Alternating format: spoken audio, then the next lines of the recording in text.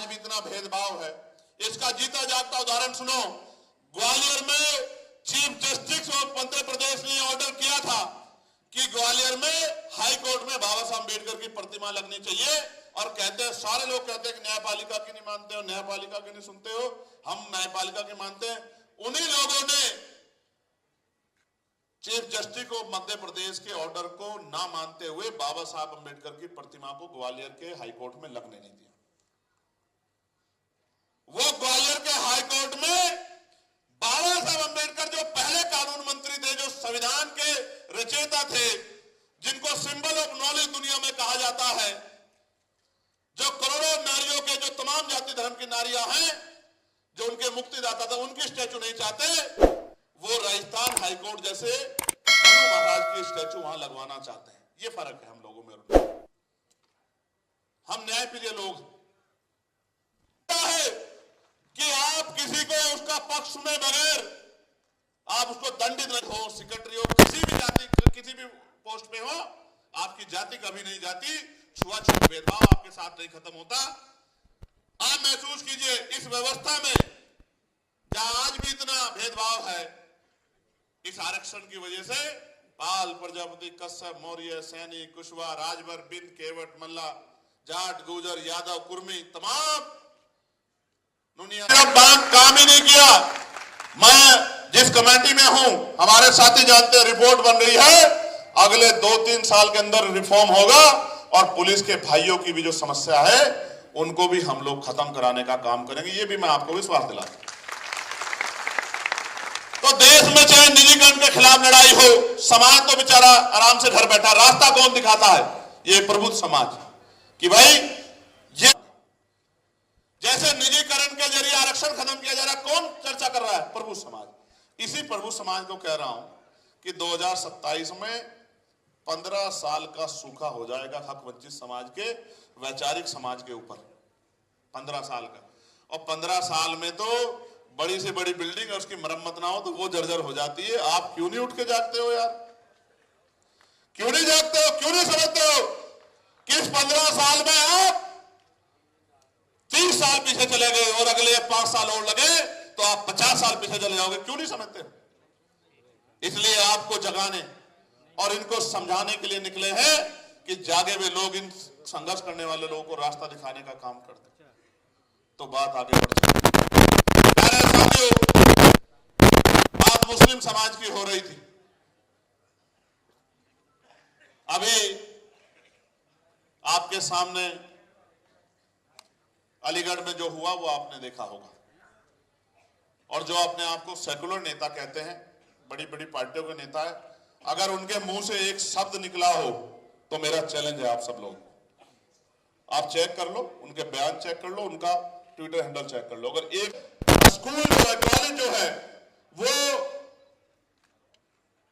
बुद्धि के विकास वहीं से शुरू होता है, ज्ञान का दर्पण वहीं से मिलता है, जानकारी वहीं से मिलती है, अनुभव वहीं से मिलता है, बौद्धिक शक्ति वहीं से बढ़ती है। क्या उन स्कूलों में किसी भी एक धर्म को या उस धर्म के भी बाहर जाते कहते हैं कि मैं बुद्ध के देश से आया? कहते नहीं कहते? और वो ये भी कहते हैं कि हमें युद्ध नहीं चाहिए, हमें बुद्ध चाहिए। बड़ा सुकून पड़ती है, ठंडक पड़ती है। लेकिन आप देखो 1949 का जो बीटीएमसी एक्ट है, जो अन्य धर्मों के लोग रखे हुए हैं, तो हालात ये है कि बौद्धिस्ट अपनी धार्मिक उपासना को भी वहां आराम से सम्मान पूर्वक नहीं कर पा रहे हैं, अपने सांस्कृतिक कार्यक्रम को भी सम्मान पूर्वक नहीं कर पा रहे हैं। अगर सोचो जो वक्त में किया, कल आपके यहां भी होगा, मेरी बात को याद रखना। हम तो दूर तक सोचते, हम जानते हैं बारी बारी करके नंबर सबका आएगा, हमारा आ गया है, आपका आया है, फिर जैन भाइयों का आएगा, सिख भाइयों का आएगा, ईसाई भाइयों का आएगा, एक एक करके सबका नंबर आएगा। और अगर हम चुप बैठे रहे, समाज का पढ़ा लिखा बुद्धिजीवी तबका चुप बैठा रहा, तो याद रखना वो दिन दूर नहीं है कि इस देश में आप अपने महापुरुषों का नाम भी ईमानदारी से ले पाओगे। वो दिन भी इस देश में दूर नहीं है, इस बात को भी आप याद रखना। तो इसलिए प्यारे, अब इस मुट्ठी के आधार पर मैं कह सकता हूं कि दुखी प्यारे साथियों, जो तक और आज के चंद्रशेखर और आप सब तक हम एक ही हैं तो क्या इन परिवारों में हमें भाईचारा नहीं पैदा करना चाहिए?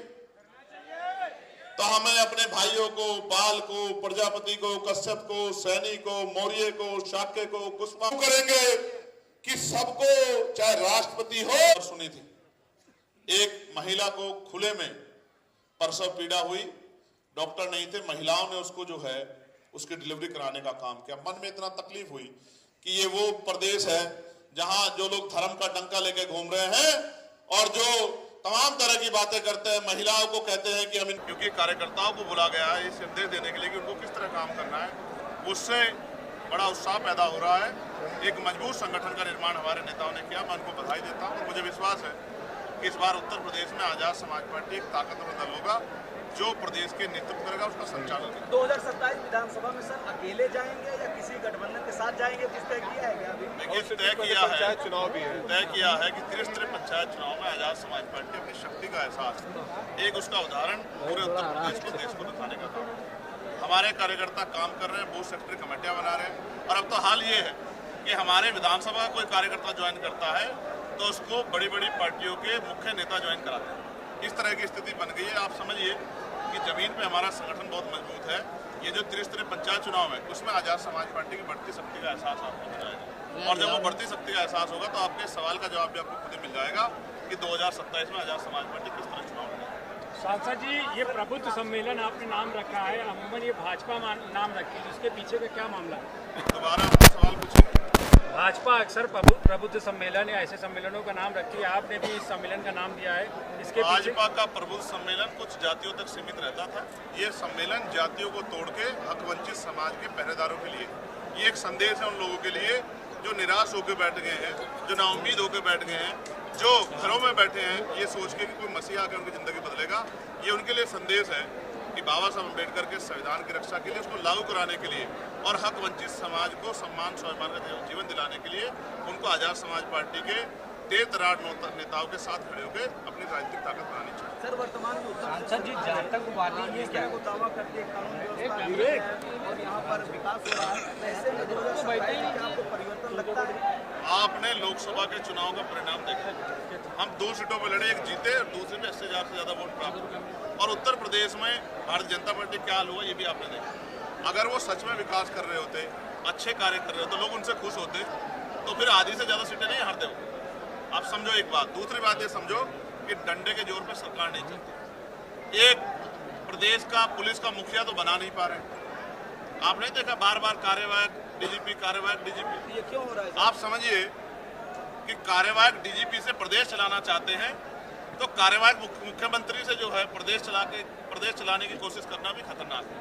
उनकी आपसी लड़ाई में, स्टेट और सेंटर की लड़ाई में आम जनता का नुकसान होगा। कानून व्यवस्था क्या है मीडिया के लोग ही बताते हैं, अखबार में रोज छपता है कि आज यहाँ बेटी का रेप हुआ, यहाँ हत्या हुई, या मार दिया, लटका दिया, जमीन छीन ली, यहाँ बाबा साहब का अपमान हुआ, या महापुरुषों के जो है तस्वीरों को तोड़ा गया, ये आप ही बताते हो।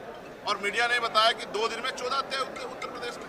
इससे बड़ी कानून व्यवस्था का जो मैं समझो कि ये खात्मा जो है, इससे बड़ा क्या होगा कि 2 दिन में एक प्रदेश में 14 हत्या होने लग जाए।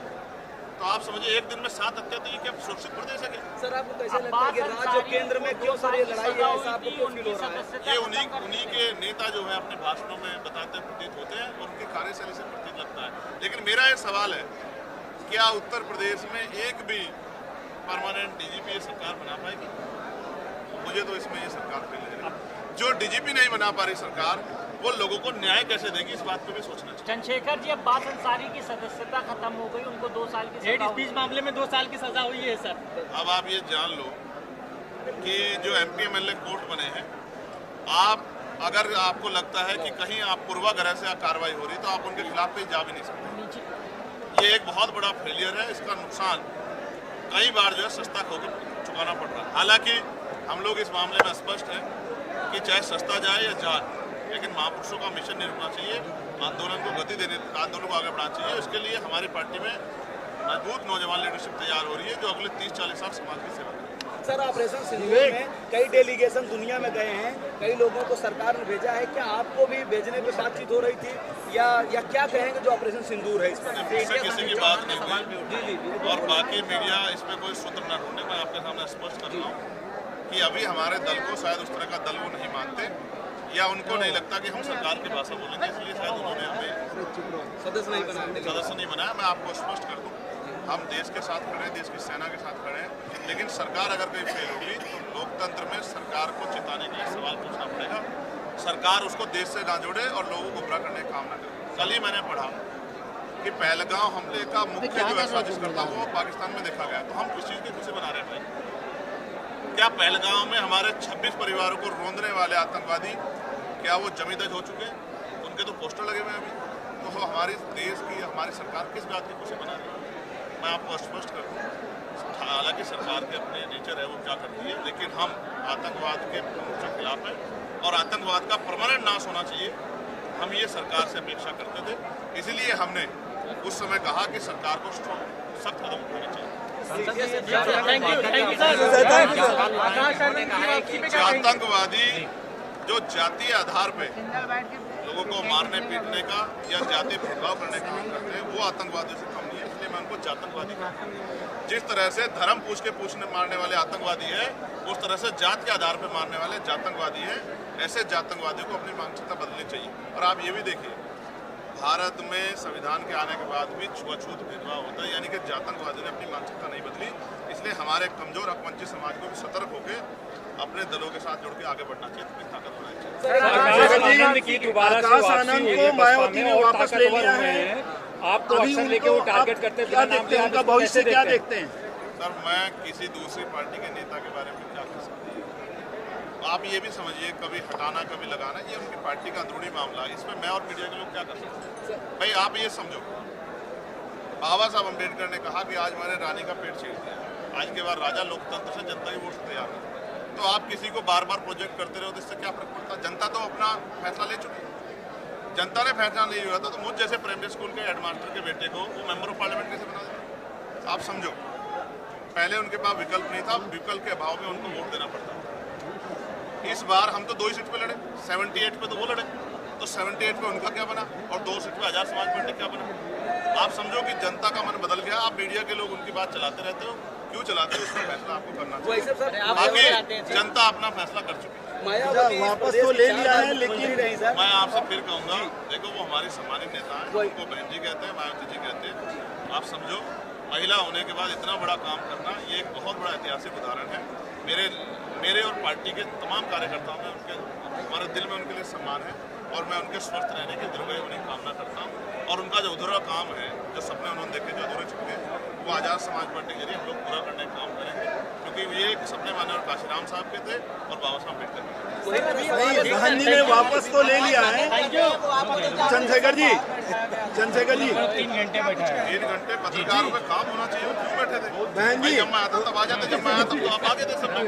आप तो कामदार लोग हो, आप तो पीसी में भी नहीं रुकते। अगर पीसी में नेता आधा घंटा लेट हो जाए कोई बात नहीं, कोई बात नहीं। चले जाते। सुबह 10 बजे चंद्रशेखर जी ये बोल दीजिए, आप समझो कि जब मैं बोल, आपको तो रिकॉर्ड मेरा ही करना है, आप हमारे कार्यकर्ता को भाषण थोड़े सुनाओगे, आपको ये बताइए। उन्होंने 10 बजे का समय दिया था सुबह। आप देखना कि आप मेरा ही भाषण सुनाओगे, मेरी बात बताओगे, वो भी पूरी बात बताओगे। करता कि ये बात करी जाएगी, सब लोग जाएंगे तो कौन करेगी? आप भीड़ देख रहे हो, पहले नहीं जगह है कि आप बताओ, तो वो आपको परेशानी ना हो, आपको भीड़ का सामना न करना पड़े, इसलिए थोड़ा टाइम उन्होंने 10 बजे सुबह रख दिया था, उसमें लिखना नहीं चाहिए। सरकार 9 तारीख से सिंदूर अभियान चलाने जा रही है, घर घर के सांसद सिंदूर लेके जाने, इस पर क्या कहना? अब आप भाजपा के लोगों से पूछो यार, हालांकि भाजपा ने आप लोग